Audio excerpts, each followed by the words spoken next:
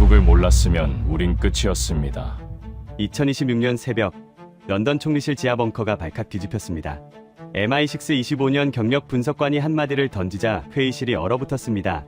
미국 항공기 2대가 그린란드에 착륙을 시도하고 있었고 남은 시간은 12분. 그러나 12분 후 미국은 꼬리를 내리고 물러서야 했습니다. 미국을 꼬리 내리게 한 건 영국도 유럽도 아닌 바로 대한민국이었습니다. 왜 세계 최강 미국은 대한민국에게 꼬리를 내렸을까요? 충격적인 사건의 전말을 지금 공개합니다. 시작하기 전 구독과 좋아요, 그리고 댓글로 한국 화이팅을 남겨서 대한민국을 응원해주세요. 2026년 새벽 2시 17분, 런던 총리실 지하 벙커에 긴급 소집령이 떨어졌습니다. 그린란드 북서부 민간 공항에 미국 항공기 2대가 착륙을 시도하고 있었고 남은 시간은 12분이었습니다. 저는 제임스 캐러딘, MI6 소속 25년 경력 수석 분석관입니다. 그리고 그날 저는 제 인생 최대의 실수를 깨닫게 됩니다. 벙커 안 공기가 싸늘하게 가라앉아 있었습니다. 그린란드 북서부 툴레 인근 민간 공항에 미국 민간 계약 항공기 2대가 착륙 승인을 받은 상태라는 긴급 보고가 올라와 있었습니다. 저는 그 순간 등골이 서늘해지는 것을 느꼈습니다. 제가 25년간 추적해온 기록을 보면 미국이 동맹국 영토에 민간 계약 항공기를 보낼 때는 반드시 숨겨진 칼날이 있었기 때문입니다. 벽면 대형 스크린에는 그린란드 상공을 가로지르는 2개의 점이 천천히 움직이고 있었고 형광등 불빛 아래 장관들의 얼굴이 창백하게 떠올랐습니다. 그런데 회의실 분위기는 믿기 어려울 만큼 느슨했습니다. 해밀턴 외무장관이 서류를 툭 덮으며 하품을 했습니다. 새벽에 사람 잡네. 동맹국 항공기가 민간 공항에 내린다는데 뭐가 문제야? 맥도널드 국방장관이 커피를 홀짝이며 맞장구를 쳤습니다. 그러게. 군사작전도 아니고 물류수송이잖아. 우리가 왜 불려 나온 건지 모르겠군. 참모 몇 명이 피식 웃었고 누군가는 휴대폰을 꺼내 들었습니다. 저는 이를 악물었습니다. 이 사람들은 모르는 거예요. 저 비행기가 활주로에 닿는 순간 무슨 일이 벌어지는지. 총리님. 제 목소리가 회의실에 울렸고 웃음기가 싹 사라졌습니다. 제가 입수한 자료에 따르면 이건 단순한 물류수송이 아닙니다. 해밀턴 장관이 눈썹을 치켜 올렸습니다. 뭔 소리야, 제임스? 미국 정보기관에서는 이런 작전을 페이지 지로라고 부릅니다. 피지컬 프레전스, 물리적 존재 확보 단계죠. 저는 스크린을 가리키며 말을 이었습니다. 침공이 아닙니다. 침공이 필요 없게 만드는 겁니다. 저 비행기가 내리는 순간 그 공항은 더 이상 민간 시설이 아니에요. 총 한 발 안 쏘고 북극권 거점이 미국 손에 넘어가는 겁니다. 맥도널드 장관이 코웃음을 쳤습니다. 제임스, 자네 첩보 소설을 너무 많이 읽은 거 아닌가? 그때 스크린 옆 디지털 시계가 바뀌었습니다. 착륙까지 9분. 저는 심장이 조여오는 것을 느끼며 주먹을 불끈 쥐었습니다. 장관님, 9분입니다. 저 비행기가 내리면 되돌릴 수 없어요. 해밀턴 장관이 손을 저었습니다. 외교 채널로 해결하면 되지. 뭘 그렇게 호들갑이야? 9분 안에 외교 채널이 열릴 것 같습니까?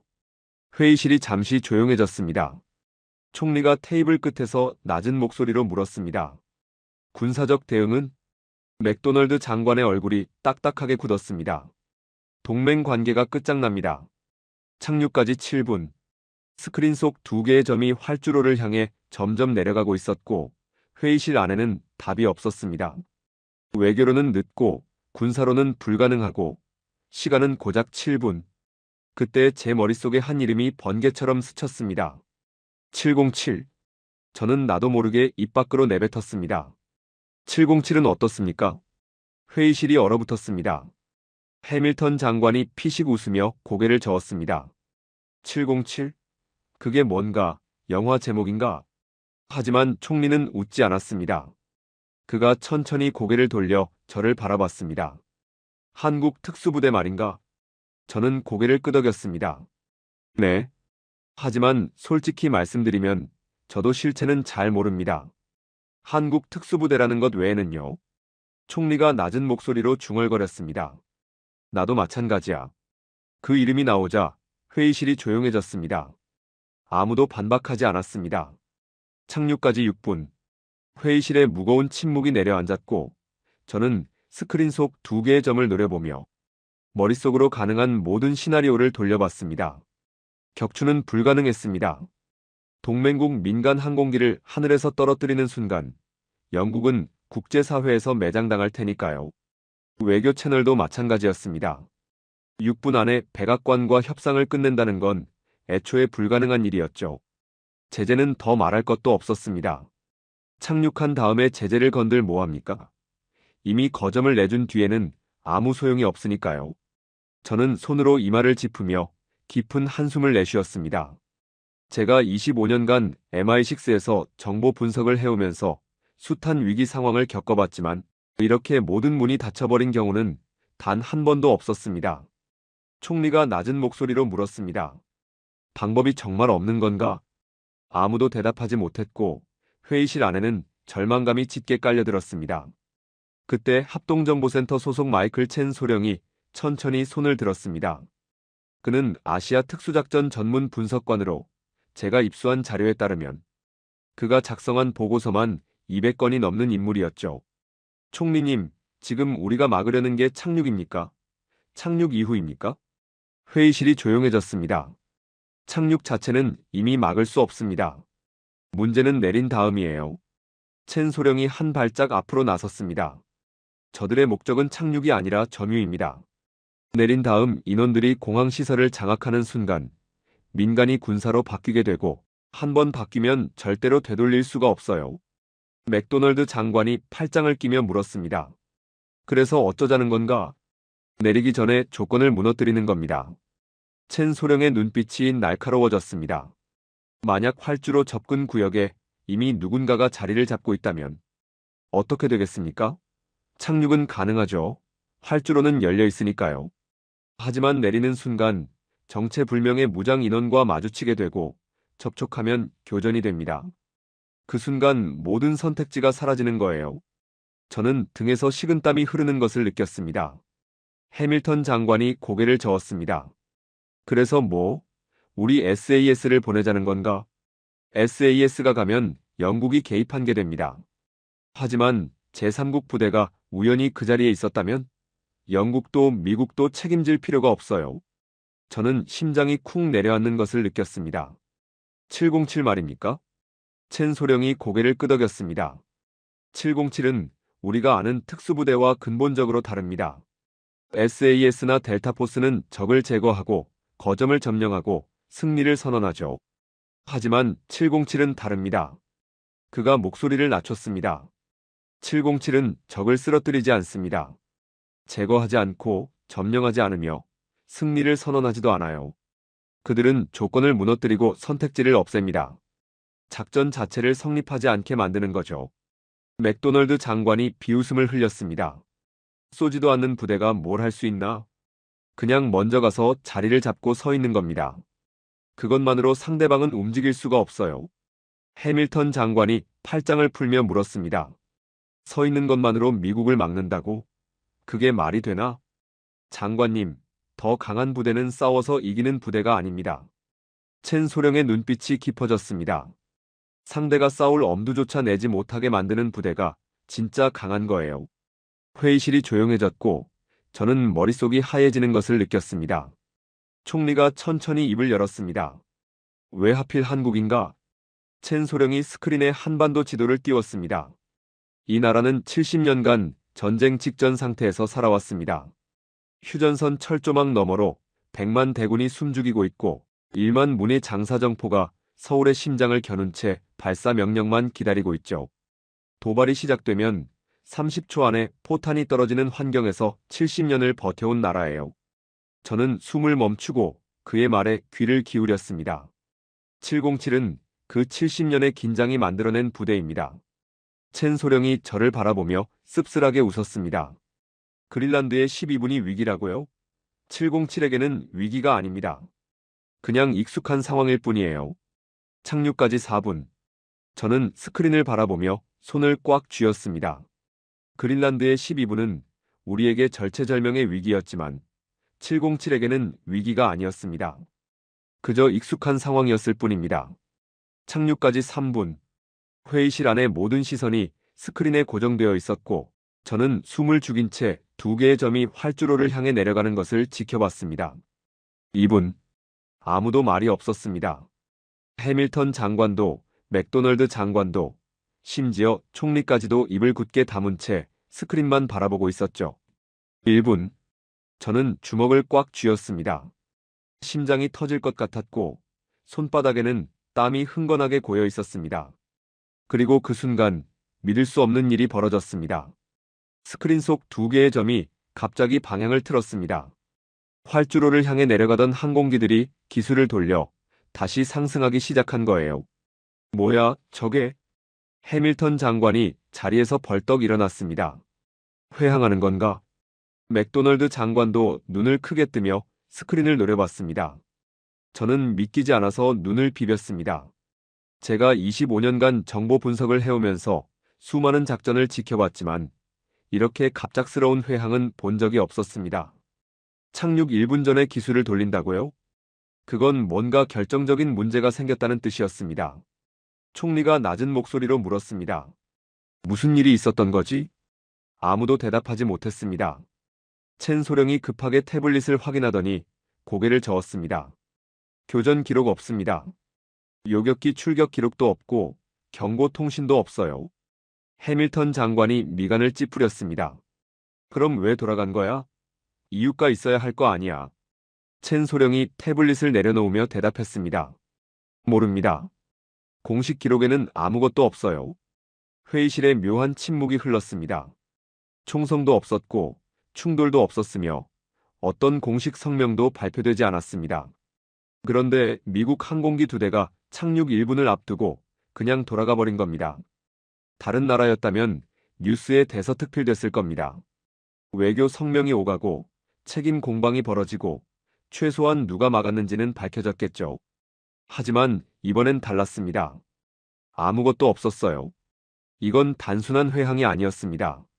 뭔가가 저들을 막은 겁니다. 며칠 후 저는 MI6 본부에서 해당 사건의 공식 기록을 열람했습니다. 제가 입수한 자료에 따르면 그날 그린란드에서 벌어진 일에 대한 MI6의 공식 기록은 단 한 줄뿐이었습니다. 조건 미충족. 저는 그 한 줄을 읽는 순간 온몸에 소름이 돋았습니다. 조건 미충족이라니 이게 무슨 뜻입니까? 실패도 아니고 중단도 아니고 그냥 조건이 충족되지 않았다?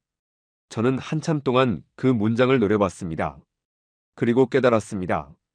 이건 기록하지 않은 게 아닙니다. 기록할 수 없었던 겁니다.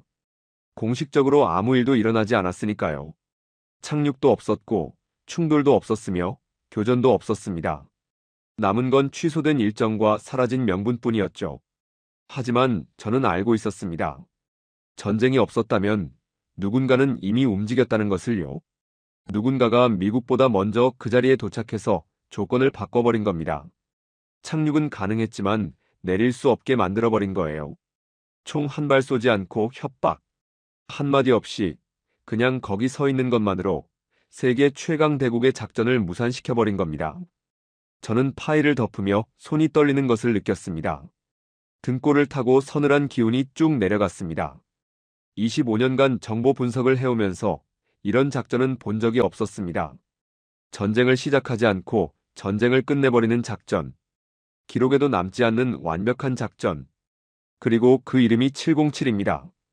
그로부터 일주일 후 저는 그날 밤 실제로 무슨 일이 벌어졌는지 추적하기 시작했습니다.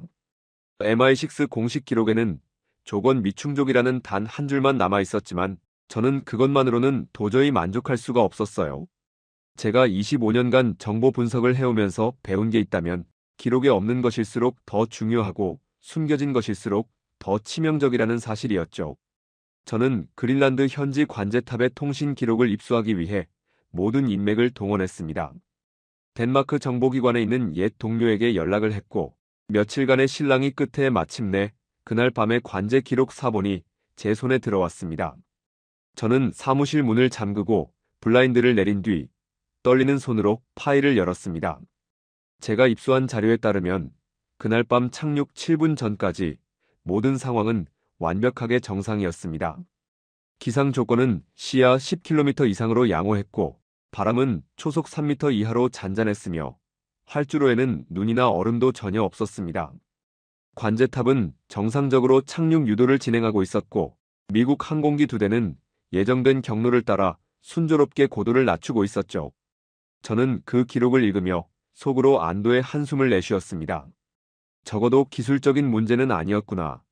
기계 결함이나 누군가의 실수로 사고가 난 것도 아니었구나 싶었거든요. 관제사의 음성 기록도 확인했는데 그의 목소리는 평온했고 어떤 긴장감도 느껴지지 않았습니다. 그냥 평범한 밤, 평범한 착륙 유도, 수천 번 반복해온 일상적인 업무였던 거예요. 미국 항공기와 관제탑 사이의 교신도 교과서적이었습니다. 고도 3000피트, 활주로 정렬 확인, 복명, 착륙 허가. 누가 봐도 착륙에는 아무런 문제가 없어 보였고 저는 안심하며 다음 페이지로 넘어갔습니다. 그런데 착륙 7분 전 갑자기 이상한 보고가 하나 올라왔습니다. 활주로 접근 구역에 신원 미확인 인원이 있다는 내용이었어요. 저는 그 보고서를 읽는 순간 방금 전까지 느꼈던 안도감이 싹 사라지고 대신 알 수 없는 불안감이 가슴 깊은 곳에서부터 차갑게 밀려오는 것을 느꼈습니다. 보고서에는 이렇게 적혀 있었습니다. 인원 규모 불명, 장비 불명, 통신 응답 없음. 관제 책임자가 즉시 무전으로 확인을 시도했지만 어떤 주파수에서도 응답이 없었다고 합니다. 공항 보안팀에도 연락을 했지만 그들도 모른다고 했고 덴마크 현지 경찰에 확인해봐도 아무런 정보가 없었으며 심지어 나토 채널로도 아무것도 잡히지 않았습니다. 관제 책임자가 남긴 최종 기록이 있었는데 딱 한 문장이었죠. 민간도 군도 아닙니다. 저는 그 문장을 읽는 순간 등골이 서늘해지는 것을 느꼈습니다. 민간도 아니고 군도 아니라면 대체 뭐란 말입니까? 저는 의자에서 벌떡 일어나 창가로 걸어갔습니다. 런던의 야경이 눈앞에 펼쳐져 있었지만 아무것도 눈에 들어오지 않았어요. 머릿속에서는 온갖 가능성이 소용돌이치고 있었습니다. 다른 나라의 특수부대였다면 최소한 아군 식별 신호는 보냈을 겁니다. 나토 소속이라면 당연히 통신 채널이 열려 있었을 것이고 러시아나 중국 병력이었다면 이미 위성에 포착되어 경보가 울렸겠죠. 하지만 이들은 완전히 달랐습니다. 군복도 없었고 국적 표시도 없었으며 그 어떤 통신에도 응답하지 않았습니다. 마치 처음부터 존재하지 않았던 것처럼 그러면서도 분명히 그 자리에 있었던 겁니다. 저는 책상으로 돌아와 보고서를 다시 한번 처음부터 끝까지 읽었습니다. 심장이 점점 빠르게 뛰기 시작했고 손끝이 미세하게 떨리는 것을 느꼈으며 이마에는 식은땀이 맺히기 시작했습니다. 그리고 직감적으로 알았습니다. 707이 이미 들어가 있었다는 것을요. 그들은 미국 항공기가 도착하기 전에 누구보다 먼저 그 자리를 선점해버린 거예요. 누구의 명령이었는지, 언제 그린란드에 도착했는지, 어떤 경로로 침투했는지는 아무도 모릅니다. 기록도 없고 증거도 없으며 목격자도 없었죠. 하지만 결과는 명확했습니다. 미국 항공기는 착륙을 포기하고 회항했고 그린란드 민간공항은 여전히 민간공항으로 남아 있었습니다. 저는 파일을 덮고 창밖을 바라보며 깊은 생각에 잠겼습니다. 착륙은 가능했습니다. 활주로는 활짝 열려 있었고 기상도 완벽했으며 관제탑도 정상적으로 유도를 하고 있었죠. 하지만 내려오는 순간부터 아무것도 할 수 없었습니다. 저는 여기서 멈출 수가 없었습니다. 그날 밤 미국 측에서는 어떤 판단이 오갔는지, 왜 착륙 1분을 앞두고 회항을 결정했는지 그 내막을 반드시 알아내야 했습니다. 물론 공식 채널로는 불가능한 일이었지만 제가 25년간 이 바닥에서 쌓아온 인맥이 있었죠. 저는 워싱턴에 있는 오랜 친구에게 조심스럽게 연락을 했습니다. 그는 국방부 산하정보기관에서 일하는 사람이었는데 우리는 10년 전 나토 합동작전에서 함께 일한 인연이 있었고 그 이후로도 가끔 정보를 주고받는 사이였습니다. 처음에 그는 난색을 표했습니다. 제임스, 그건 좀 곤란해. 민감한 사안이야. 내 커리어가 날아갈 수도 있어. 하지만 저는 포기하지 않았습니다. 그냥 내부 분위기만 알려줘. 공식 문서 달라는 게 아니야. 그날 밤 지휘부에서 무슨 대화가 오갔는지만 알려주면 돼. 며칠간의 실랑이 끝에 마침내 암호화된 파일 하나가 제 메일함에 도착했습니다. 파일을 여는 순간 저는 심장이 쿵 내려앉는 것을 느꼈습니다. 제가 입수한 자료에 따르면 그날 밤 미국 측 지휘부에서는 상상 이상으로 치열한 논쟁이 벌어졌습니다. 항공기가 착륙 7분을 앞두고 있을 때 그린란드 현지에서 긴급 보고가 올라왔습니다. 활주로 접근 구역에 정체불명의 무장 인원이 포진해 있다는 내용이었죠. 처음에 미국 지휘부는 대수롭지 않게 여겼다고 합니다. 작전 지휘관이 보고서를 슬쩍 훑어보더니 어깨를 으쓱했다고 해요. 그냥 현지 경비 인력 아니야? 공항 보안팀이겠지? 뭘 그렇게 호들갑이야? 참모 중 한 명이 맞장구를 쳤습니다. 착륙하면 알아서 비켜나겠지. 미국 항공기인데 누가 감히 막겠어? 우리가 누군데? 그때까지만 해도 그들은 자신만만했습니다. 세계 최강 대국의 오만함이 회의실 안에 가득 차 있었던 거죠. 하지만 후속 보고가 올라오면서 분위기가 급격히 달라지기 시작했습니다. 신원 확인 불가, 국적 표시 없음, 통신 응답 없음, 무장 상태 확인됨, 인원 규모 파악 불가, 지휘부 안에 초조함이 감돌기 시작했습니다. 착륙까지 5분. 분석관들이 바쁘게 키보드를 두드렸고 위성 사진을 긴급하게 분석하고 모든 주파수에서 통신을 가로채려 했지만 아무것도 잡히지 않았습니다. 마치 유령을 상대하는 것 같았다고 해요. 저게 러시아야? 누군가 다급하게 물었습니다. 아닙니다. 러시아 병력이 그린란드에 침투했다면 위성에 포착됐을 겁니다. 이동 경로가 찍혔을 거예요. 아무것도 없습니다. 그럼 중국? 불가능합니다. 중국이 그린란드까지 병력을 투사할 능력은 현재로선 없습니다. 거리가 너무 멀어요. 나토 소속 다른 나라? 그랬다면 통신 채널이 열려 있었을 겁니다. 아군 식별 신호라도 보냈겠죠. 아무것도 안 잡힙니다. 덴마크 현지 병력? 관제탑에서 확인했는데 아니라고 합니다. 그들도 모른다고 해요. 착륙까지 4분. 지휘관의 얼굴이 점점 굳어지기 시작했습니다.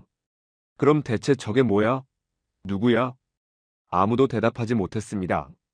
회의실에 무거운 침묵이 내려앉았고 그 침묵 속에서 초조함은 점점 공포로 변해가고 있었습니다.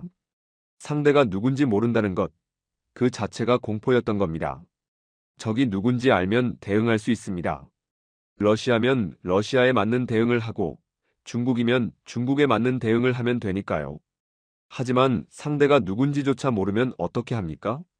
어떤 결정을 내려야 할지, 어떤 무기를 준비해야 할지, 심지어 협상을 해야 할지 싸워야 할지도 알 수 없는 거예요. 착륙 자체는 아무 문제가 없었습니다. 활주로는 열려 있었고 관제탑은 유도를 계속하고 있었으며 기상 조건도 완벽했습니다. 비행기를 내리는 건 식은 죽 먹기였죠. 하지만 문제는 내린 다음이었습니다. 문을 열고 내리는 순간 정체불명의 무장 인원과 마주쳐야 했습니다. 내리는 순간 전투가 시작되는 거예요. 착륙까지 3분. 미국 측 분석관이 급하게 시뮬레이션을 돌리기 시작했습니다. 시나리오 1번, 무시하고 하선한다. 결과는 최악이었습니다. 정체불명의 무장 인원과 접촉하는 순간 상황은 통제 불능이 됩니다. 만약 그들이 먼저 총을 쏘면 자위권 발동으로 교전이 시작되고 교전이 시작되면 동맹국 영토에서 미국이 신원미상의 세력과 전투를 벌이는 상황이 되는 거죠. 내리는 순간 전투가 된다. 그리고 그 전투는 미국이 절대로 원하는 종류의 전투가 아니었습니다. CNN 헤드라인이 뭐가 될지 뻔했습니다. 미군, 그린란드에서 정체불명 세력과 교전, 사상자 발생, 책임자 불분명.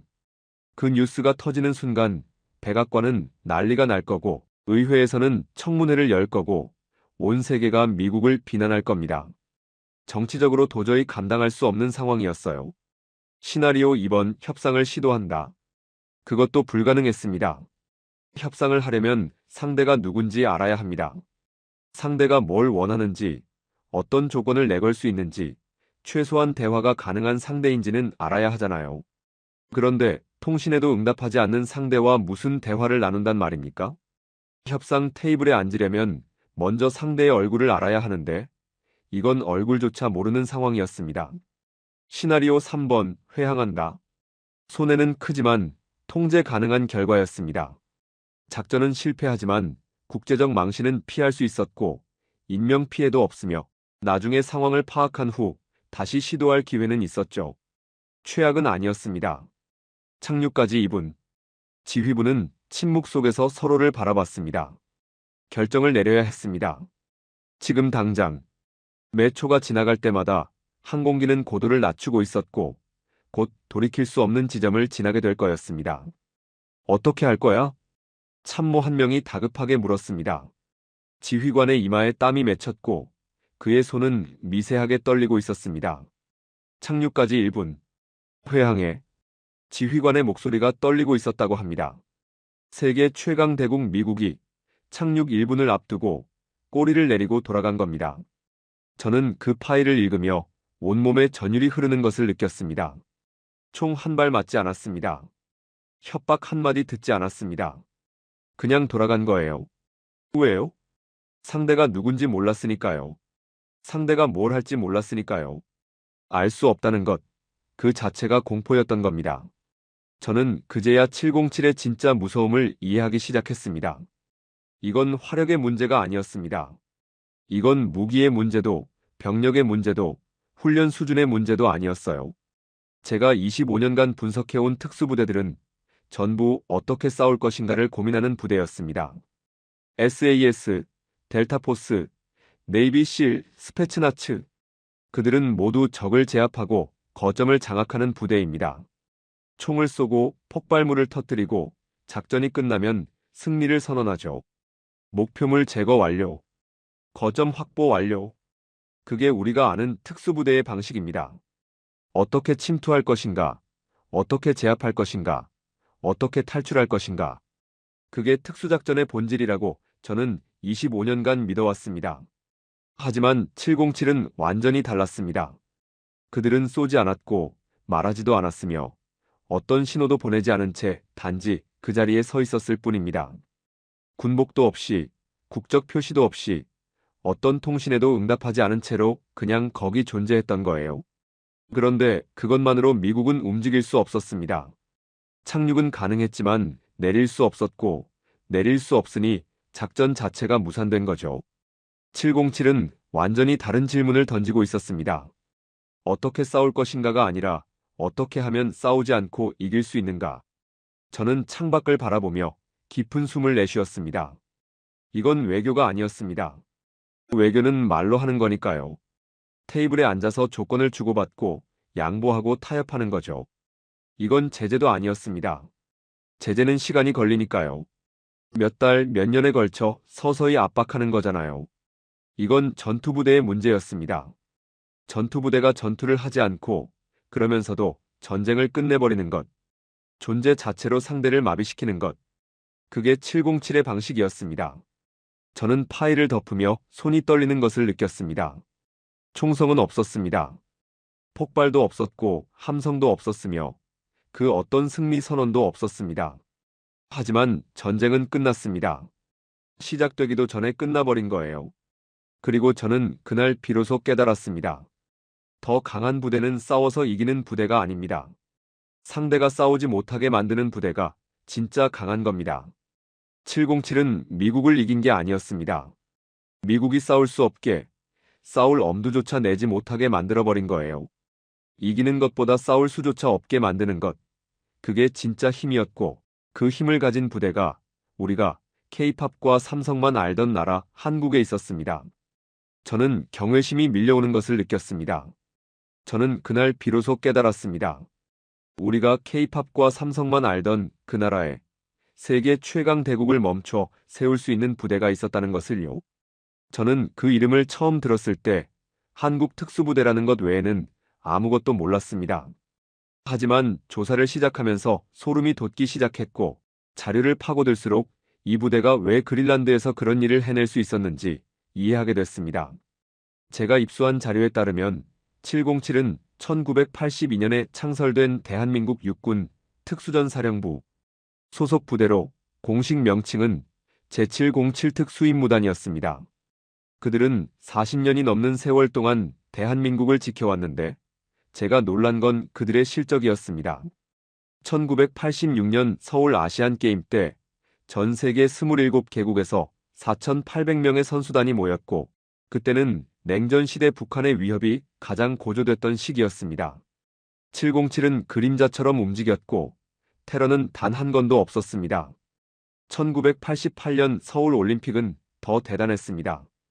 160개국에서 1만 3천 명의 선수단이 참가했고 전 세계가 서울을 지켜보고 있었는데 북한은 대회 직전 KAL기 폭파 테러를 저질렀고 국제사회는 서울이 과연 안전한지 의심의 눈초리를 보내고 있었습니다. 707은 보이지 않는 곳에서 모든 위협을 차단했고 올림픽은 무사히 끝났으며 아무 일도 없었습니다. 2002년 한일 월드컵은 한국 축구 역사상 가장 뜨거웠던 한 달이었죠. 전국이 붉은 물결로 뒤덮였고 수백만 명이 거리로 쏟아져 나왔는데 솔직히 말씀드리면 그 군중 속에서 한 번의 테러만 터져도 끝이었습니다. 하지만 아무 일도 없었어요. 707이 거기 있었으니까요. 2018년 평창 동계올림픽은 남북 관계가 얼음장 같던 시기에 열렸습니다. 북한 선수단이 참가하면서 전 세계의 이목이 집중됐고 무슨 일이 벌어져도 이상하지 않은 상황이었는데 평창은 평화롭게 끝났고 아무 일도 없었습니다. 저는 그 기록들을 읽으며 한참 동안 멍하니 앉아 있었습니다. 40년 4번의 국제대회, 수천만 명의 인파 속에서 단 한 건의 테러도 없었다는 게 믿기지 않았거든요. 그런데 아무도 707을 기억하지 못합니다. 왜냐고요? 아무 일도 없었으니까요. 저는 그제야 이해했습니다. 그린란드에서 벌어진 일이 왜 기록되지 않았는지, 왜 어떤 문서에도 707이라는 이름이 등장하지 않는지 말이에요. 707은 원래 그런 부대입니다. 임무가 완료되면 아무것도 남지 않는 부대, 뉴스도 없고 훈장도 없으며 역사책에 이름 한 줄 올라가지 않는 부대, 다른 특수부대는 작전이 끝나면 영웅이 됩니다. 목표물 제거 완료, 인질 구출 성공, 이런 뉴스가 나오고 훈장을 받고 역사에 이름을 남기죠. 하지만 707은 다릅니다. 그들의 작전이 성공하면 뉴스에 나올 게 없고 훈장을 줄 사건이 없으며 역사에 기록할 일이 없습니다. 아무 일도 없었으니까요. 저는 창밖을 바라보며 깊은 한숨을 내쉬었습니다. 25년간 정보 분석을 해오면서 SAS, 델타포스, 네이비실, 스페츠나츠 같은 수많은 특수부대를 연구했는데 그들은 모두 전쟁터의 영웅들이었습니다. 하지만 707은 영웅이 되지 않습니다. 영웅이 될 필요가 없게 만드는 부대니까요. 전쟁이 시작되지 않으면 영웅도 필요 없고 707은 그걸 알고 있었습니다. 그래서 그들은 기록되지 않는 겁니다. 총성은 없었고 폭발도 없었으며 함성도 없었고 승리 선언도 없었습니다. 하지만 그들은 거기 있었습니다. 40년 동안 단 한 번도 빠짐없이. 사건이 종결된 후에도 저는 추적을 멈추지 않았습니다. 그린란드에서 벌어진 일이 이후 국제 정세에 어떤 파급 효과를 가져왔는지 알아내야 했거든요. 제가 25년간 쌓아온 모든 인맥을 동원했고 나토 내부 문서부터 미국 국방부 비공개 메모까지 손에 넣을 수 있는 모든 자료를 추적했습니다. 대부분의 사람들이 입을 다물었습니다. 워싱턴의 친구들도 이 주제만 나오면 말을 돌렸고 나토 관계자들도 모른다는 말만 반복했습니다. 하지만 몇 주간의 끈질긴 추적 끝에 저는 충격적인 사실들을 발견했습니다. 제가 입수한 자료에 따르면 그린란드 사건 이후 미국은 단 한 번도 같은 시도를 하지 않았습니다. 추가 작전 계획이 수립됐다는 기록도 없었고 제 시도에 대한 논의가 있었다는 흔적도 찾을 수 없었습니다. 항의도 없었습니다. 미국은 그 사건에 대해 공식적으로 단 한마디도 하지 않았고 마치 처음부터 그런 계획 자체가 없었던 것처럼 완벽하게 침묵을 지켰습니다. 저는 그 사실을 확인하고 의자에서 벌떡 일어났습니다. 심장이 빠르게 뛰기 시작했고 손이 미세하게 떨리는 것을 느꼈습니다. 이건 미국답지 않은 행동이었거든요. 제가 25년간 분석해온 미국이라는 나라는 한 번 실패하면 반드시 두 번, 세 번 다시 시도하는 나라였습니다. 베트남에서 물러났지만 이라크에 갔고 소말리아에서 망신당했지만 아프가니스탄에 갔으며 쿠바에서 실패했지만 수십 년간 봉쇄를 유지했습니다. 포기라는 단어는 미국 군사 교리에 존재하지 않는다고 해도 과언이 아니에요. 그런데 그린란드에서는 달랐습니다. 한 번 물러나고 다시는 건드리지 않았습니다. 미국만 변한 게 아니었습니다. 나토 내부 문서에서 저는 소름 돋는 문구를 발견했는데 그린란드 사건 직후 안보회의에서 새로운 지침이 추가됐더라고요. 북극권 작전 시 사전 조건 검토 강화. 표면적으로는 평범한 행정 문구처럼 보였지만 저는 그 의미를 알아챘습니다. 사전 조건 검토, 즉 작전 전에 먼저 확인하라는 겁니다. 그 자리에 이미 누군가 있는지. 영국 국방부도 내부 지침을 수정했고 프랑스와 독일도 비슷한 조치를 취했습니다. 모든 문서에 707이라는 단어는 단 한 번도 등장하지 않았지만 모든 문서가 707을 의식하고 있었습니다. 해당 지역 선점 여부 확인 필수, 미확인 세력 존재 시 작전 보류. 전문가들 사이에서는 암묵적인 공통인식이 생겼습니다. 어디든 가기 전에 먼저 확인해라. 이미 누군가 있을 수 있다. 저는 그 문서들을 읽으며 온몸에 전율이 흐르는 것을 느꼈습니다. 707은 그린란드에서 총 한 발 쏘지 않았습니다. 협박 한마디 하지 않았고 어떤 성명도 발표하지 않았으며 자신들이 거기 있었다는 것조차 인정하지 않았습니다. 그런데 세계가 움직였습니다. 미국이 포기했고 나토가 매뉴얼을 바꿨으며 유럽 전체가 지침을 수정했습니다. 이건 군사력이 아니었습니다. 군사력은 총과 폭탄으로 상대를 제압하는 겁니다. 이건 존재 자체가 가진 무게였습니다. 707은 움직이지 않았습니다. 세계가 움직였습니다. 글자 수 1700자. 런던 MI6 본부 사무실에 홀로 앉아 창밖을 바라봤습니다. 밤하늘에는 구름이 낮게 깔려 있었고 템스강 너머로 도시의 불빛이 희미하게 반짝이고 있었습니다. 책상 위에는 지난 몇 주간 수집한 문서들이 산처럼 쌓여 있었고 저는 그 문서들을 하나하나 다시 넘겨보며 생각에 잠겼습니다. 제가 25년간 정보 분석을 해오면서 수많은 작전을 연구했습니다. 성공한 작전에는 영웅이 있었고 실패한 작전에는 책임자가 있었으며 모든 작전에는 반드시 기록이 남았습니다. 누가 명령을 내렸고 누가 실행했으며 어떤 무기를 사용했고 결과가 어땠는지. 역사는 그런 기록들로 채워져 있습니다. 하지만 707은 달랐습니다. 그들에게는 기록이 없었습니다. 그린란드 사건의 공식 문서 어디에도 707이라는 단어는 등장하지 않았고 한국이라는 단어도 없었으며 누가 그 활주로에 먼저 도착해 있었는지에 대한 언급도 전혀 없었습니다. 제가 입수한 자료에 따르면 707이 개입한 것으로 추정되는 사건들은 지난 수십 년간 여러 건이 더 있었습니다. 하지만 그 어떤 사건에서도 707의 이름은 공식 기록에 남아있지 않았습니다. 저는 문서들을 내려놓으며 깊은 한숨을 내쉬었습니다. 그리고 마침내 깨달았습니다. 그게 707의 진짜 임무였다는 것을요. 다른 특수부대는 전쟁에서 이기는 게 임무입니다. 적을 제거하고 거점을 확보하고 승리를 선언하죠. 목표물 제거 완료. 거점 확보 완료. 그게 그들의 존재 증명이니까요. 하지만 707의 임무는 달랐습니다. 전쟁에서 이기는 게 아니라 전쟁이 시작되지 않게 만드는 것이었습니다. 시작되지 않은 전쟁은 기록되지 않습니다.